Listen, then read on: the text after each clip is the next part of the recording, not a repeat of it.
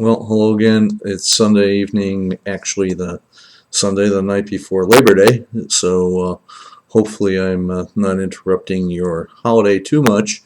But as we all know, the format of online courses doesn't take a day off, so that's the way we have to keep doing things. But this is probably an interesting weekend to really sit back and look at some things about sports because we have some scheduled things that went on like the beginning of college football season in earnest, and the uh, ever-present news from the NFL in terms of getting rosters set and ready for the start of the season in just a few days now. And as we're I'm sure all well aware, the NFL really seems to dominate most of our professional sport talk the year round. And as we said, we'd be looking at that during the year.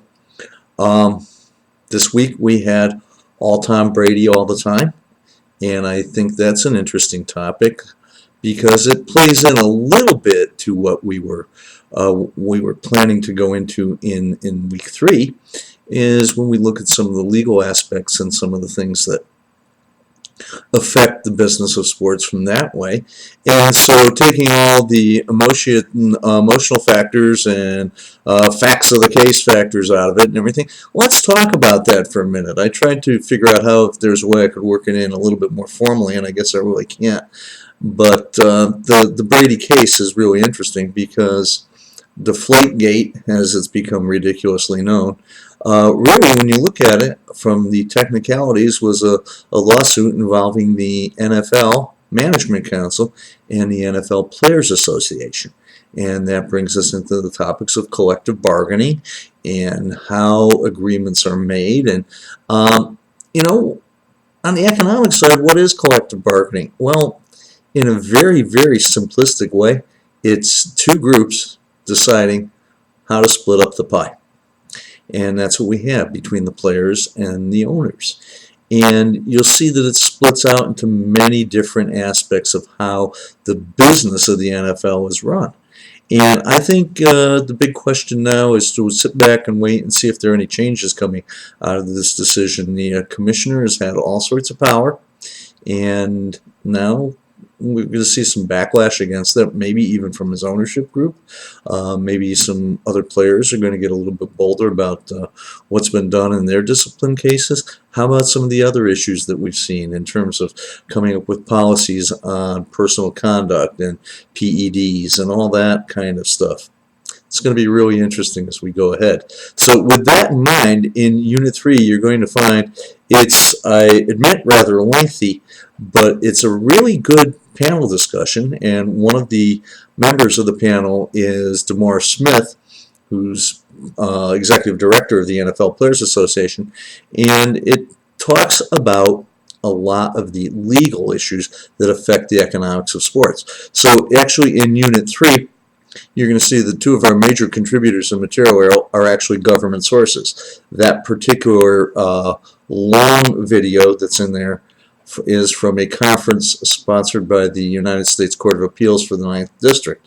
So they're an appeals court putting on a conference. And the other material I'm introducing you to this week is from a source that maybe no one would think of when it comes to sports, but it's from the Federal Reserve Bank of Boston. And on their website, and I've provided links for you, they have a very interesting, for lack of a better term, sports page. And as we wind down baseball season, it's kind of appropriately named Peanuts and Cracker Jacks after Take Me Out to the Ball Game. And it does a really, really great job of explaining in layman's terms, something that even I can understand, the workings of how teams and leagues operate in the economic and business side. So you'll see there are a couple sections I've asked you specifically to read this week, and actually one to go back and reread before you do the discussion board. Now, I think that's all appropriate because last week we started to look at how do teams make money and how do they operate their businesses. What are their responsibilities or their proclivities, if you will, as profit-making businesses. You know, we sit back, and here's where, as I said earlier, sometimes it's tough to separate being a fan from being an analyst. We all want our teams to win. We all want our teams to do well. But what is meant by doing well for the team? Is it just winning? Is it profits? Is it building value? All these factors come in. So last week we took a look at value. I don't know if many of you might have been surprised by that Forbes magazine list of the 50 most valuable franchises. Not most profitable, valuable. And you see that actually, in keeping with the global theme we've been developing, the world soccer powers are really, really some of the most valuable. But then comes American football. A lot of other sports are in there. And we don't even touch on some of the other things that we're going to look at as we go into the future. In a couple of weeks, when we look at the value of a franchise to a city, I'm going to expand that to some maybe more what we think of a little bit non-traditional sports, and look at some things like, say, motorsports and special events and how they come into value for certain areas and certain constituencies. So I think you want to look at that. This week, I think I will be able to get into things a little bit more. It's been kind of a rough couple of weeks for me getting caught up after some upheaval. So we're back. The grades are being done as regularly as I can. You guys have been really great in the discussion, and I keep saying, you know, that's where a lot of the learning comes from, is from talking to each other. So really do that. Some of you do just an absolutely fantastic job, and I can't tell you how much that is appreciated. And as you see, I'm constantly adding new things to the course. So if you looked ahead a little bit and think you know what's there in Unit 3, there's a couple new items as of just 20 minutes ago or so. So that's the way to keep up with it. If you have any questions, of course, please get to me. I haven't seen any yet, which I'm going to take as a good sign that everybody's comfortable with the material as you see it and as it develops and as it develops itself. We're going to try, as I said, to keep this topical and to talk about things that present themselves in a live fashion and try to keep up with what's going on, because one great thing about the world of sport is it's so dynamic and the conditions change, but every time a condition changes, a condition of doing business changes, and that affects what we do. So I'm really looking forward to going back and sorting through now with a little bit more of a relaxed eye what people's comments were about the way teams make money and whether we do think they make money. And I think I even have talked to people in the past, would you rather make money or make a profit? Finding out, you know, the Yankees are the great example. We always talk about the Yankees being that rich team that does everything, but in truth, they're not the most profitable baseball team. On the other hand, there are teams over the years, because of profit sharing and revenue sharing arrangements, luxury tax arrangements, and things like that in baseball, they're very happy when the big teams make money, because the small market teams get a blank check. And when they get that check, it's not really blank, but the blank check in the terms of they can do whatever they want with their revenue sharing money. And at some point, maybe we should ask, instead of the way I asked questions last week, should teams be required to spend that revenue sharing money in a certain way?